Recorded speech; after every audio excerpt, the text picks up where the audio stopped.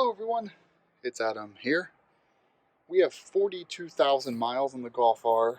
41,000 of those miles have been stage 2, running about 25 to 28 pounds of boost with United Motorsports. And I've only had misfires a couple of times, and that was at cold start. I had some misfires, and switching to the RS3 OEM plugs has fixed that problem completely. So we're good there. But given the mileage, I do kind of want to, we're taking this off right here, change the coils out, coil packs out. So I think everyone's doing these RS3 plugs, so I'm going to do that myself. So here are the OEM Golf R plugs. So got 4 of them. Here's the part number. I've got some repairs done on 2 of these cylinders. The grounds, that ground has been terminated.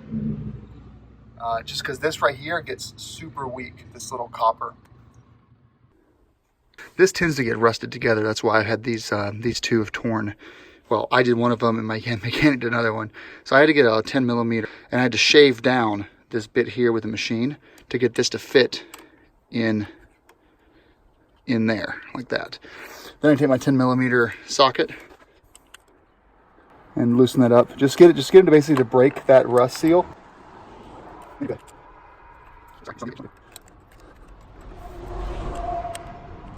You just don't want this to be turning any more than it already is over there. This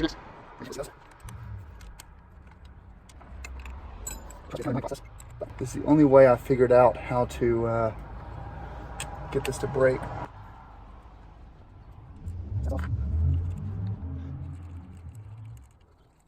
Alright, so now we're going to release this rail.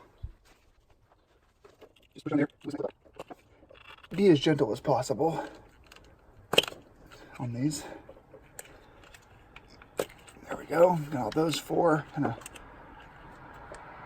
push them out of the way as much as you can. There we go. All right, so next step, now that we have the fuel rail off, use our 10mm here and unhook these from the upper block.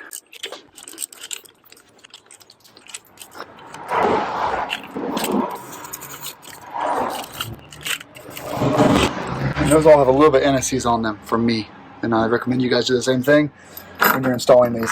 So looking over here at cylinder 1, just right there, this is actually held in a little bit like a suction. So if you've never done this before, you've got a partial lock achieved from the part that goes around the spark plug. And you've also got a little bit of a rib there that hooks in. So you're going to pull this evenly on all sides. Just a quick comparison of the 2 cylinders, coils. So here's the left is the one, it's the old one, the OE one. Right is the new one. Right feels slightly heavier. Says that sticky bit there is gone. So this is not going to overhang as much over the hole. Again, right being the new one, left being the old one. And then inside you have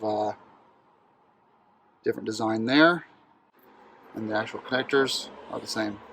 Let's go and stick this in and get it done. Okay, so here's cylinder 1. Yeah, it doesn't overhang as much as the other one did, which may or may not eventually let in some materials into that hole.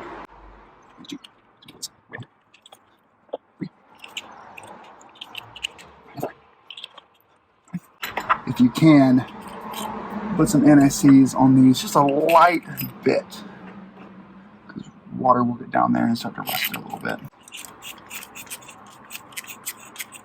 Remember, with automotive stuff, if you meet any resistance at all unexpectedly halfway down the thread or 3 or 4 turns in, back out, because you are cross-threaded. Don't just force it through when it's already cross-threaded, because you're just doing damage to a very expensive part.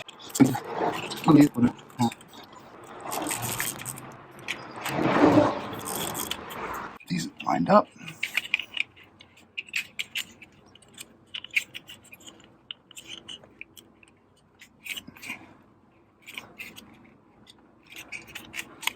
You'll hear the clicks.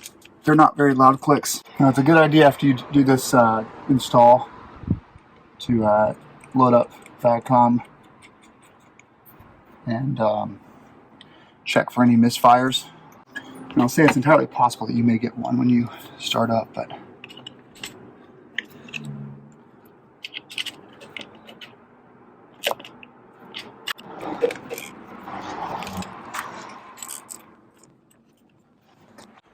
alright, and we're done. Last bit here is just getting the engine cover put back on.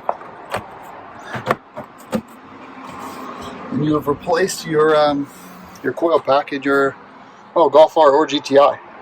This is off because I'm also doing my foam filter cleaning today, but you can ignore that. Alright guys, thanks for watching. Enjoy.